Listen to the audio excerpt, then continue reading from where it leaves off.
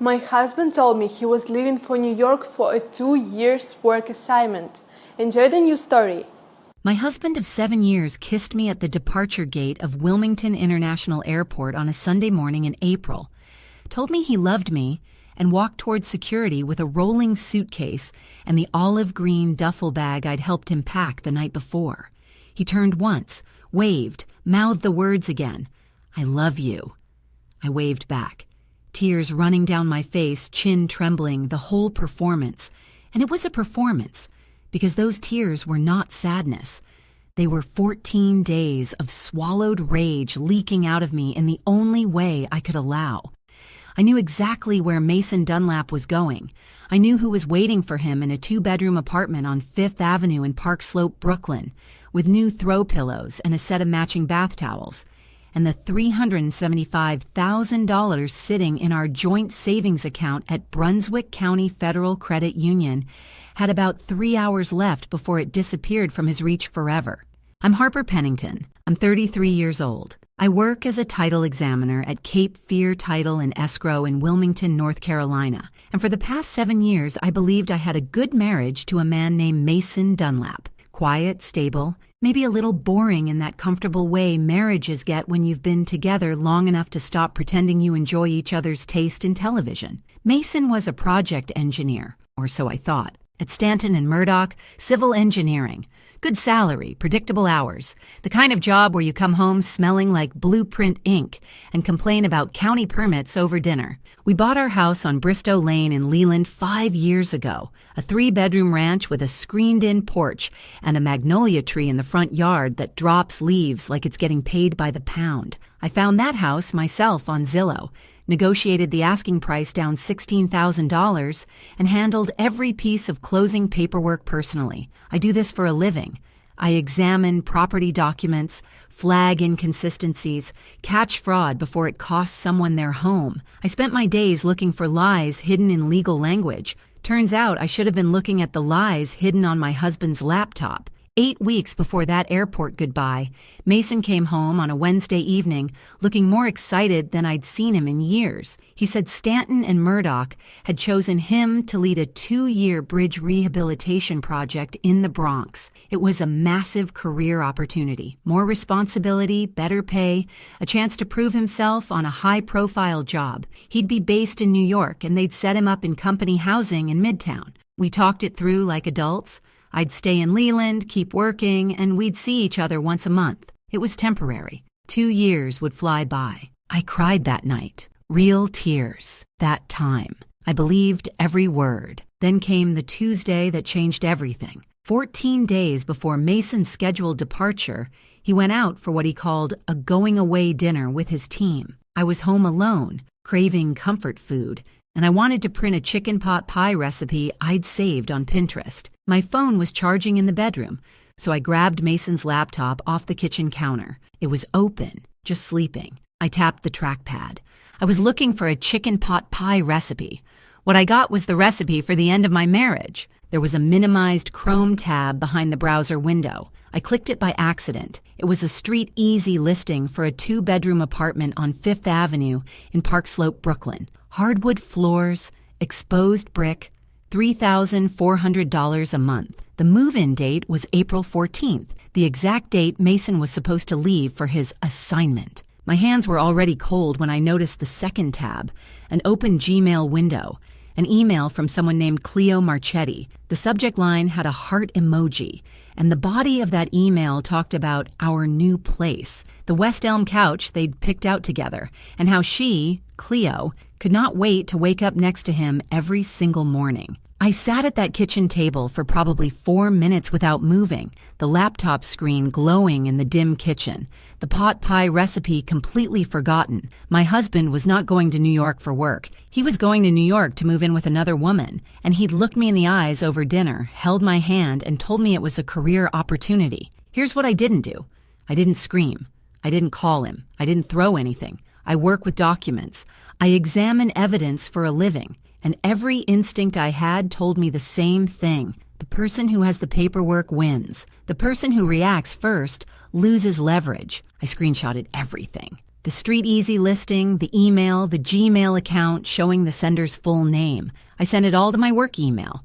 Then I closed the tabs, put the laptop back exactly where it was, and opened Pinterest on my phone. I even printed the pot pie recipe, made it the next night, served it to Mason with a smile.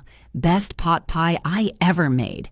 He said it was delicious. Over the next 14 days, I became someone I didn't recognize. I found Cleo Marchetti's Instagram, public, because of course it was. Photos with Mason going back 14 months, restaurants, weekend getaways, selfies on a rooftop somewhere with the Manhattan skyline behind them. One photo from 6 months ago stopped me cold. Cleo wearing a gold pendant I'd never seen. Caption reading, "Someone spoils me." I could see enough of the pendant to know it wasn't cheap. I mapped Mason's work trips against Cleo's posted locations. Charlotte in September, Cold Spring in November. They matched like puzzle pieces. I told no one, except Tess Calloway, my best friend and co-worker at Cape Fear Title. And even Tess got the minimum. I sat across from her in the break room and said, "I need you to trust me for about 2 weeks and not ask questions." Tess looked at me, looked at my face, and said, "Whatever you need." That's the kind of friend she is. Meanwhile, I opened a personal savings account at the credit union. I researched divorce attorneys. I read everything I could about North Carolina equitable distribution laws. I prepared, and then came the airport. I drove Mason to Wilmington International that Sunday morning, helped him load his bags, hugged him in the terminal, smelled his cologne, the Armani I'd bought him for our 5th anniversary, now permanently associated with someone who wasn't me. He squeezed my hand and told me 2 years would be over before we knew it. I nodded, cried, waved, watched him disappear past the TSA checkpoint. Then I walked to the parking lot, got in my car, and drove straight to Brunswick County Federal Credit Union. I didn't go home first. Home could wait. This couldn't. I walked into the branch on Midtown Drive, sat down with a banker I'd worked with before, a woman named Patricia who always kept butterscotch candies on her desk, and transferred $375,000 from our joint savings account into my new personal account. Every cent. Patricia processed it without blinking. I was a joint account holder. It was my legal right. Then the whole thing took 20 minutes. 20 minutes to move 7 years of savings and my grandmother's entire legacy. That money, $258,000 of it, came from my grandmother, Irene Pennington. She died 3 years ago and left it to me. Grandma Irene lived in a small clapboard house in Burgaw, North Carolina, drove the same Buick LeSabre for 19 years, and once drove 40 minutes round trip to save 11 cents on a can of green beans. That money was a lifetime of discipline and sacrifice, and I had deposited it into our joint savings account because I trusted my husband. Irene always told me, "Never leave your money where your husband can find it." I should have listened 20 minutes after the wedding instead of 7 years later. From the credit union, I drove to the office of Nadine Albrecht, a divorce attorney on Oleander Drive in Wilmington who a colleague had quietly recommended. Nadine was calm, direct, and had the kind of handshake that told you she didn't lose often. I filed a petition for divorce and an emergency motion to protect marital assets. Nadine didn't flinch at any of it. She'd seen worse. That was both comforting and deeply depressing. My third stop was a phone call from Nadine's parking lot. Vic Delmonico, private investigator. Nadine recommended him. I sent Vic everything. Mason's flight itinerary, Cleo Marchetti's full name, the Park Slope apartment address. Vic said he'd start Monday. I drove home after that, walked into the quiet house on Bristow Lane, set my keys on the counter right next to where Mason's laptop had been sitting 2 weeks earlier.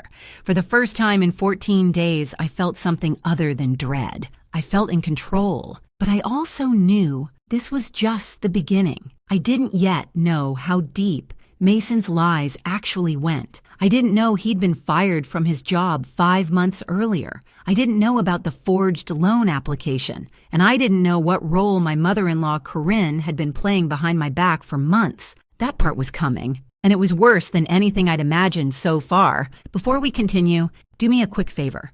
Hit that like button, subscribe, and tell me in the comments where you're watching from and what time it is right now. I read every single comment, and I love seeing where you all are. Thank you so much for your support. Mason called me his first evening in New York. He sounded upbeat, relaxed, like a man settling into an exciting new chapter. Told me the apartment was small but fine, that the team was already great, that the commute to the project site in the Bronx wasn't as bad as he'd expected. He said he missed me, said the bed felt too big without me in it. Every single word was a lie. The apartment wasn't company housing.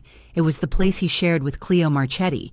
There was no team, there was no project, and that bed he was sleeping in? It had a West Elm duvet that he and his girlfriend picked out together on a Saturday afternoon in Soho. But I played my part. I asked about his day, told him about a complicated title search at work, said I missed him too, said I loved him, hung up and sat on the edge of our bed, my bed now, staring at the wall, feeling like I'd swallowed a fistful of nails. I should have won an Oscar for those phone calls. Best actress in a long-distance marriage she'd already filed to end. Vic Delmonico started working on Monday and had results by Thursday. The man was efficient in a way that made you think he'd spent his military years doing exactly this kind of work, just in different countries.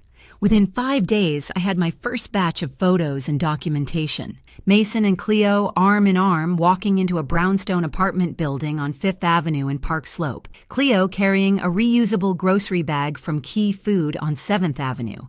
Enough food for two. A shot of the building's intercom panel showing Dunlap/Marchetti on the buzzer for apartment 3R. Mason's name was on the lease. He wasn't visiting. He lived there. But the photos weren't the worst part. Vic checked employment records next. Public filings, company directories, professional licensing databases, and what he found made my stomach drop through the floor. Mason did not work for Stanton and Murdoch Civil Engineering. His name wasn't in the company directory. His professional engineering license hadn't been renewed. Vic's contact at the firm confirmed it quietly. Mason Dunlap had not been employed there for months. There was no bridge project in the Bronx. There was no 2-year assignment. The entire story was fabricated from scratch. My husband wasn't just cheating on me. He was unemployed and hiding it. The man who kissed me goodbye at the airport and told me his career was taking off didn't have a career at all. I spent that weekend going through every financial document I could access, with Nadine's guidance on what to look for. Mason's personal credit card statements and checking account told a story that went back 14 months, the entire length of his relationship with Cleo. The numbers were specific because fraud always is. A $4,200 charge at Tiffany & Co's in Charlotte. That was the gold pendant I'd seen on Cleo's Instagram, the one captioned, "Someone spoils me." A $2,800 weekend at a bed and breakfast called Riverview Manor in Cold Spring, New York, a little Hudson Valley town I'd never been to. Booked on the same weekend, Mason told me he was inspecting a project site in Fayetteville. Monthly Venmo payments to an account that traced back to Cleo. $400, $500, sometimes $700 labeled dinner or groceries, or just a smiley face. $22,400 over 14 months. I used to think those mystery Venmo payments were his fantasy football league. Turns out the only fantasy was the entire life he was pretending to live. Then came the phone call that cracked the whole thing open even wider. Week 3, a Wednesday afternoon. I was at work when my cell rang. A Wilmington area code I didn't recognize. The voice on the other end introduced himself as Christian Ainsley, a project director at Stanton and Murdoch. He was looking for Mason. The company needed a laptop and a set of project binders returned. They'd been trying to reach Mason for months, and his phone went straight to voicemail. I kept my voice steady. Told Christian I thought Mason was in New York on an assignment for the firm. There was a pause, a long one. Then Christian said, very carefully, that there was no New York assignment. Mason had been terminated from Stanton and Murdoch 5 months ago. The reason, and Christian was clearly choosing his words, involved discrepancies in expense documentation. He assumed Mason had found work elsewhere. I thanked him, hung up, sat at my desk for a full minute without blinking. 5 months. Mason had pretended to go to work every single day for 5 months. That's over 100 mornings of putting on a button-down shirt, grabbing his laptop bag, kissing me goodbye at the front door, and driving to, where? A Panera Bread on Market Street? The parking lot of a Target? I still don't know where he went during those months, and honestly, I don't want to. The point is, he did it. 150-something days of walking out that door and lying to my face, and I never suspected a thing. That's either the greatest acting performance in the history of Brunswick County, or I was more trusting than any person should ever be. Probably both. That same week, something else happened that I almost missed. I called Corinne, Mason's mother, to keep up appearances. Standard check-in. I mentioned Mason was settling in fine, that he seemed busy with work. Corinne was unusually warm, chatty, almost cheerful, and then she said something that stopped me mid-sentence. Oh, good. Is he near that big park? He always did love being around green spaces. I hadn't mentioned any park. Mason's cover story placed him in company housing in Midtown Manhattan. There is no big park in Midtown, not the kind you'd casually reference, but Prospect Park, one of the biggest parks in Brooklyn, is 3 blocks from the apartment Mason shares with Cleo in Park Slope. Corinne couldn't know that detail unless she knew about the real apartment, unless she'd seen the Street Easy listing, or talked to Mason about the neighborhood, or helped him choose it. She caught herself immediately. Oh, or wherever he said he is. I always get these things mixed up. But the damage was done. You don't accidentally reference the specific geography of a neighborhood you've never heard of. Being betrayed by a husband, that's a kind of pain I was learning to carry. But finding out that his mother knew, that Corinne Dunlap, who'd sat across from me at Thanksgiving dinner 6 months ago and asked me to pass the cranberry sauce, had been helping her son plan his escape to another woman's apartment, that was a wound in a place I didn't know I had. I didn't say anything. I filed it away, same as everything else. The evidence was building, and I wasn't done collecting it yet. That Friday night, I broke. Tess came over with a bottle of Pinot Grigio and a bag of takeout from the Thai place on College Road. I sat at the kitchen table and told her everything, all of it. The laptop, the emails, Cleo, the fake job, Christian Ainsley's phone call, Corinne's slip, the PI reports, the money I'd already moved. Tess listened without interrupting, which, if you know Tess, is a miracle in itself. When I finished, she set down her wine glass and looked at me with the expression of a woman who'd survived her own divorce 18 months earlier and had 0 patience left for unfaithful husbands. "Let me get this straight," she said. "The man cannot parallel park his own truck, and you're telling me he ran a double life for 14 months? That's the most impressive thing he's ever done, and it's still pathetic." I laughed. It hurt, but I laughed. Sometimes your best friend's job isn't to make you feel better. It's to make you feel less alone. 2 days later, Vic sent me the first full report. A thick folder, printed, organized, tabbed. Photos, financial records, a complete timeline of Mason's double life laid out week by week. 14 months of deception, documented with the precision of a man who used to do this for the military. I was flipping through it at the kitchen table when Vic called. "Harper, there's one more thing," he said. I pulled county records. 4 months ago, somebody applied for a $150,000 home equity line of credit on your property on Bristow Lane. Both names are on the application, yours and Mason's. Did you sign anything like that? I had not. I had never signed any HELOC application. I had never discussed a HELOC with Mason. I had never even considered borrowing against our home, which meant Mason had forged my signature on a $150,000 loan application against the house I found, negotiated, and closed on myself. The affair was devastating. The unemployment lie was humiliating. But this was fraud, and it changed everything. The next morning, I went into Mason's home office, the room where he'd spent 5 months working from home after secretly being fired, and went through his filing cabinet. It was mostly junk, old tax returns, instruction manuals for appliances we didn't own anymore, a warranty card for a lawnmower we sold 2 years ago. But in the back of the bottom drawer, tucked inside a folder labeled Insurance, I found it. A denial letter from Southeast Coastal Bank dated 4 months earlier. Application for a home equity line of credit, $150,000.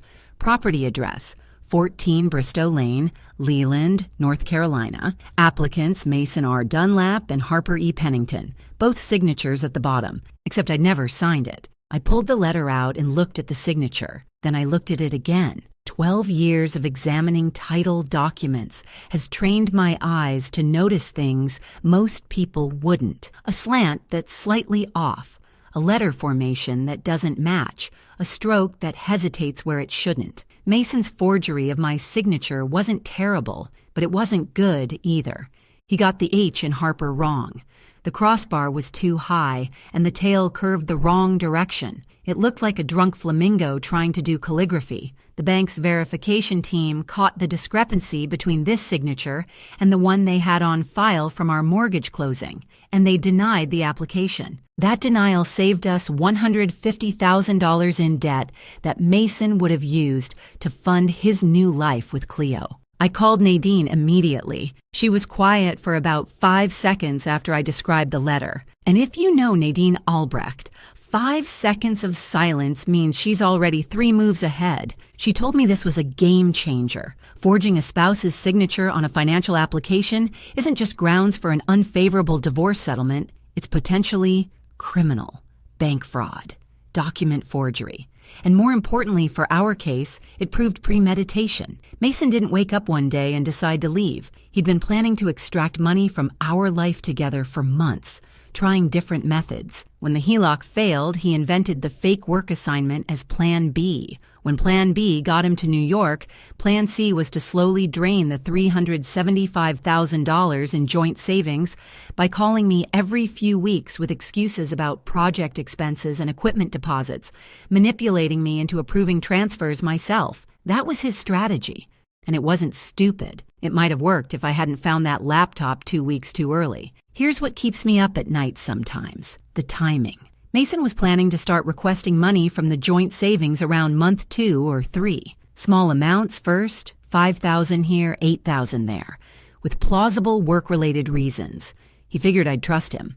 I always had before. If I hadn't opened that laptop on a random Tuesday evening in search of a pot pie recipe, I would have been sitting at home right now, wiring money to a man who was spending it on another woman's rent. I moved the $375,000 about 5 weeks before Mason planned to touch it. 5 weeks. That's how close it was. VIX reports from New York were painting a picture of a man running out of time and money simultaneously. Mason had left North Carolina with roughly $11,000 in his personal checking account, what was left after 14 months of funding an affair and 5 months of having no paycheck at all. In New York, with rent at $3,400 a month, plus utilities, groceries, Metro cards, and the cost of keeping up appearances for Cleo, he was burning through cash like a campfire in a windstorm. Vic noticed the shift in their routine. Early on, Mason and Cleo went to restaurants 2 or 3 times a week, a trattoria on 7th Avenue, a cocktail bar on Bergen Street. By week 3, it was mostly takeout containers from a Chinese place on Flatbush. No more weekend outings, no more gifts. Mason was stretching every dollar, waiting for the moment he could start accessing the big account, the $375,000 that wasn't there anymore. Meanwhile, Nadine was building something I can only describe as a legal fortress. She filed the petition for divorce, the emergency motion to freeze remaining marital assets, and a formal notification to the court about the HELOC forgery, with the denial letter and signature comparison attached. She also prepared for what she expected Mason to do the moment he found out about the money. He's going to file a motion to get it back, Nadine told me during our meeting that week. The money was in a joint account. He'll argue you removed it unilaterally without his consent, and he'll have a legal point. Joint account means joint ownership. I felt a chill when she said that. I'd assumed moving the money put me in the clear. Nadine saw my face and held up a hand. He has an argument. We have a better one. $258,000 of that money is your inheritance, traceable to Irene Pennington's estate through probate records. It's separate property that was commingled into a joint account, but it's still identifiable and still yours. The transfer was a protective measure by a spouse who discovered her partner had forged her signature on a 6-figure loan application, concealed a job termination, abandoned the marital home, and was cohabiting with a third party. Any judge in this county will see it our way, but I want to be honest with you. He is going to fight, and it won't feel good when he does. I appreciated that honesty. Nadine never sugarcoated anything, and in those weeks, I needed reality more than comfort. That evening, after Nadine's meeting, I sat in the living room with a cup of tea and looked at the framed photo of Grandma Irene on the bookshelf. It was taken at her kitchen table in Burgaw, North Carolina, the same table where she taught me to play gin rummy when I was 9. Irene Pennington lived in a 1,200-square-foot clapboard house with a vegetable garden and a screen door that never closed right. She drove the same champagne-colored Buick LeSabre for 19 years, rotated her tires religiously, and once drove 40 minutes to a Piggly Wiggly in Atkinson because their canned green beans were 11 cents cheaper than the Food Lion in Burgaw. That's who she was. Every dollar she saved was a brick in the foundation she left behind, and that $258,000, her entire life's discipline compressed into a number, was sitting safely in my personal account instead of funding Mason Dunlap's Brooklyn love nest. Grandma Irene would have had a few choice words for Mason, and none of them would have been printable on a church bulletin. The pieces were coming together. I had the PI documentation of the affair. I had proof Mason was fired for falsifying expense reports. I had proof the New York assignment was fabricated. I had $22,400 in documented affair spending. I had the forged HELOC application. And I had Corinne slip about the park, not enough to prove her involvement in court, but enough for me to know. But Mason still didn't know any of this. He still called every few days, keeping up his performance, telling me about the project and how the team was progressing. I played along every single time, my voice steady, my words warm, while my phone silently recorded every conversation. North Carolina is a one-party consent state, meaning I only needed my own permission to record. And Mason, in his confidence that I was still the trusting wife waiting patiently at home, kept talking, kept lying, kept handing me evidence without realizing it. I needed to keep this performance going a little longer, because the moment Mason discovered the money was gone, the clock would start ticking. He'd panic, he'd make moves, he'd probably hire an attorney and fight back. And I wanted every single piece of evidence locked down, organized, and in Nadine's hands before that clock started. The question wasn't if he'd find out, it was when, and what he'd do when he did. I didn't have to wait long. By week 4, the phone calls from New York were getting shorter. Mason used to call every evening. Full conversations, 20 minutes, sometimes 30. By the end of the month, it was every 3 or 4 days, and the calls lasted maybe 8 minutes. He sounded distracted, rushed. The project was keeping him busy, he said. Big deadlines coming up. I played along, same as always. Asked about his day, told him about mine, said I loved him before hanging up. But the effort of pretending was wearing me down to the bone. Each phone call felt like swallowing glass and smiling while you did it. At this point, I was so good at faking a happy marriage that I started wondering if I missed my calling entirely. Forget title examiner.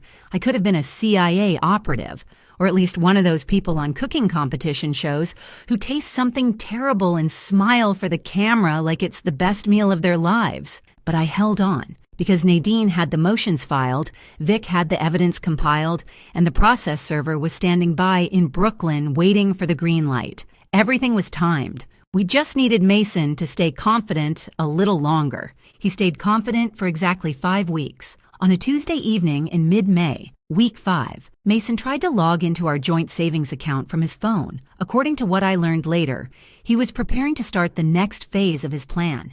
He needed money. His personal checking was down to about $3,000, and New York City does not care about your budget. He was going to call me that week with a story about needing $7,500 for equipment rental on the project, the first of what he planned to be a series of requests, each one a little bigger than the last, each one with a perfectly reasonable work-related excuse. He never got to make that call. He opened the banking app, tapped on the joint savings account, and saw a number he was not expecting. $0.00. Available balance.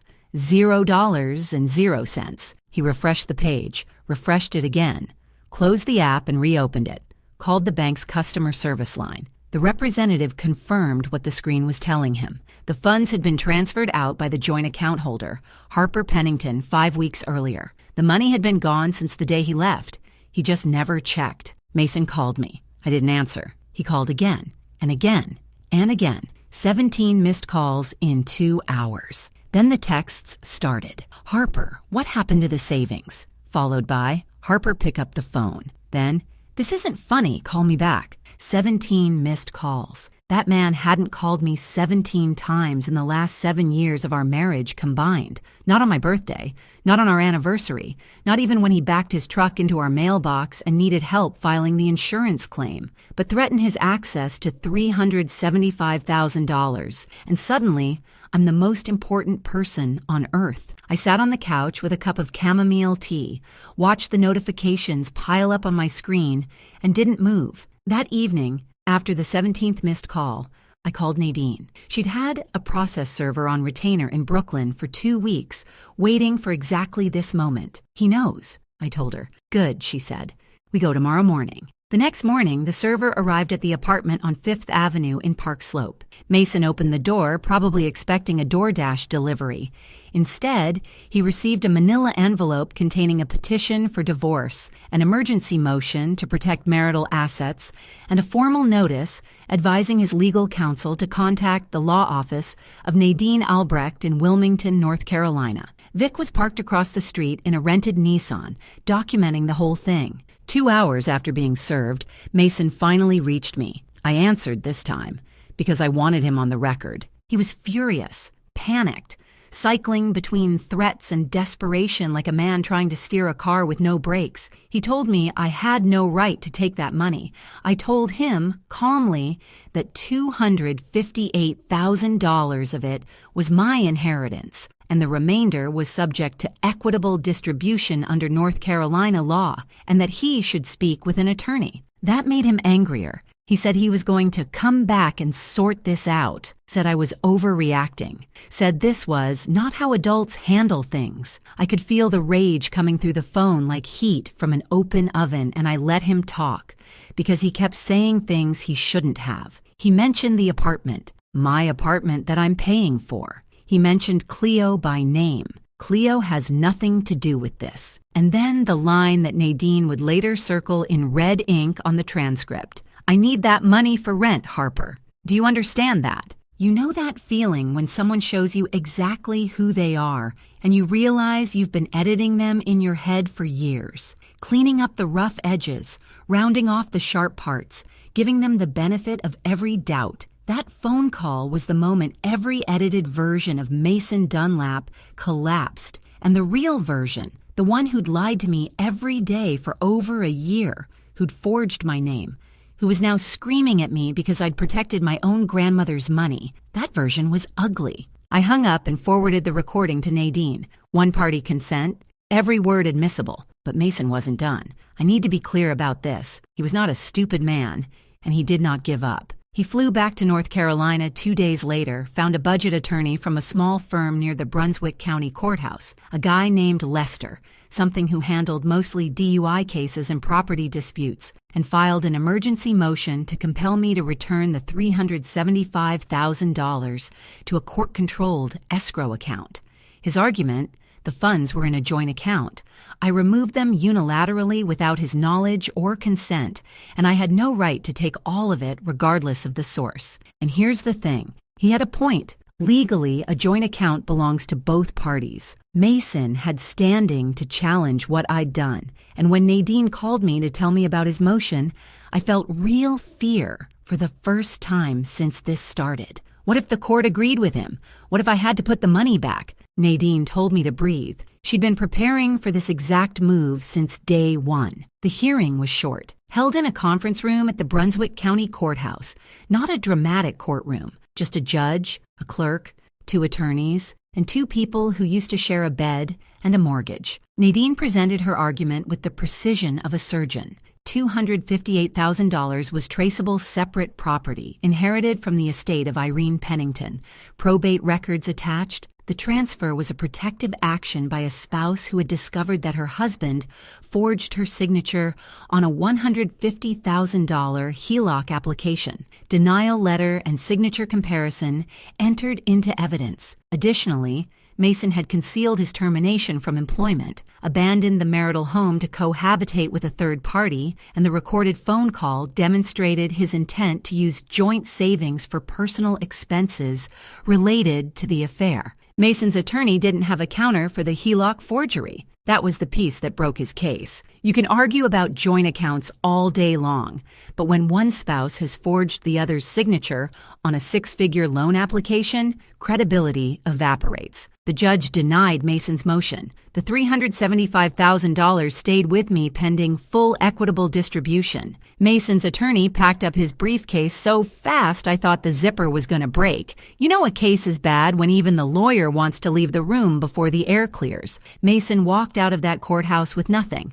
No money, no job, no legal leverage. He checked into a weekly rate motel off US 17 near Supply. $40 a night. The kind of place where the ice machine hasn't worked since the second Bush administration. But the story wasn't over, because two people were about to make moves that Mason never saw coming, and both of them were going to make his situation significantly worse. One was a 29-year-old marketing coordinator in Brooklyn who just started Googling her boyfriend's name. The other was his own mother. While Mason was sitting in a motel room in Supply, North Carolina, trying to figure out how his plan had collapsed, the dominoes were still falling, just in places he wasn't looking. Back in Brooklyn, Cleo Marchetti's life was unraveling in a different way. Mason had left abruptly, told her there was a legal emergency back home involving a property dispute with his ex-wife. He promised he'd be back in a week. That was 2 weeks ago. The rent was due, and Mason had stopped returning her calls with any consistency. When he did pick up, he sounded angry, distracted, and nothing like the confident, successful man she'd been living with. Cleo was not the kind of woman who sat around waiting for answers. She was a marketing coordinator at a branding agency in Soho. She researched things for a living. So one evening after work, alone in the apartment that suddenly felt very empty, she opened her laptop and typed Mason's full name into a search bar. What she found took less than 5 minutes. The North Carolina Public Records Portal, where marriage, divorce, and property records are searchable by anyone, showed a marriage certificate for Mason R. Dunlap and Harper E. Pennington, filed 7 years ago in Brunswick County. No corresponding divorce record, no separation filing until 6 weeks earlier. He was never divorced. He was never separated. The entire 14 months of their relationship was built on a lie he told her on their second date and never corrected. Cleo kept digging. She searched for Mason's name in connection with Stanton and Murdoch Civil Engineering.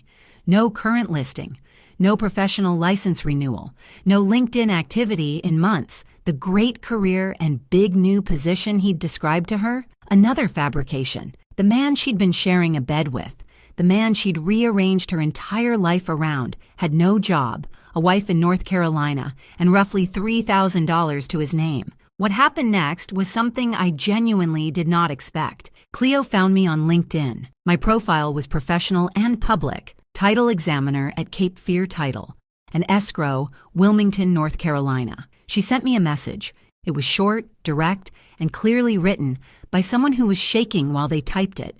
She introduced herself, said she'd been seeing Mason for 14 months, said she was told he was divorced, said she just discovered that was a lie, said she was sorry. And then she said she had something I might want to see. She sent screenshots, dozens of them, messages Mason had sent her over the past year, carefully saved in the way you save messages from someone you love and trust. The divorce is almost finalized, just waiting on one more signature. We're selling the house. Should close by end of next month. I've got a new position lined up in the city. Better money, better title. My ex and I are on good terms. She's moved on. I've moved on. It's all very civilized. Every single line was a provable, documentable lie. And together, they told a story that was even worse than what I'd already uncovered, because they showed premeditation. Mason hadn't just drifted into an affair. He'd been constructing a parallel reality for over a year, telling Cleo the house was being sold, the divorce was final, the career was flourishing. He was building toward a moment where he could disappear into his new life and leave the old one behind completely. Now, Nadine nearly fell out of her chair when I showed her the screenshots. "This is intent," she said. This is a man who told his girlfriend he was selling your house. This is gold. Here's what I didn't expect to feel. Sympathy for Cleo. She didn't know. She thought she was building a life with a divorced man who had a clean slate and a good job. Instead, she got the same Mason I got, just with a fresher coat of paint and a better opening pitch. I didn't respond to her message, but I didn't block her either. Sometimes the kindest thing you can do is just let something be. Meanwhile, 300 miles south, Corinne Dunlap was having a crisis of her own, and it had nothing to do with guilt. Corinne owned Tidewaters, a gift boutique on the main street in Southport, North Carolina. Southport is small. The kind of small where the woman who sells you scented candles on Saturday is the same woman sitting behind you at church on Sunday. Reputation is currency in a town like that, and Corinne had spent 20 years building hers.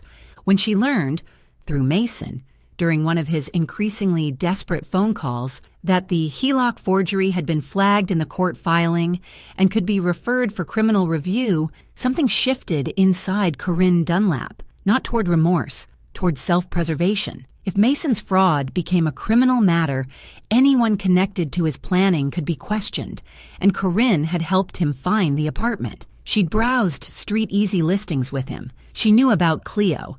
She knew the work assignment was a cover story. If that came out in a small town like Southport, her boutique, her social standing, her entire carefully maintained life would crumble. So Corinne did what Corinne does best. She protected herself. She called Nadine Albrecht's office, not to apologize, not to explain, to offer a written statement confirming what she knew, that Mason had told her he was moving to New York to live with another woman, that she had helped him search for apartments online, and that Mason had described his plan as getting settled first and figuring out the money situation later. She threw her own son under the bus, signed her name at the bottom, and walked away clean. Corinne Dunlap spent 7 years telling me my pot roast was too dry, and now she was serving her own son on a platter, medium rare, no seasoning, with a side of legal documentation. When Mason found out, when he called his mother begging for help, maybe a place to stay, maybe a loan,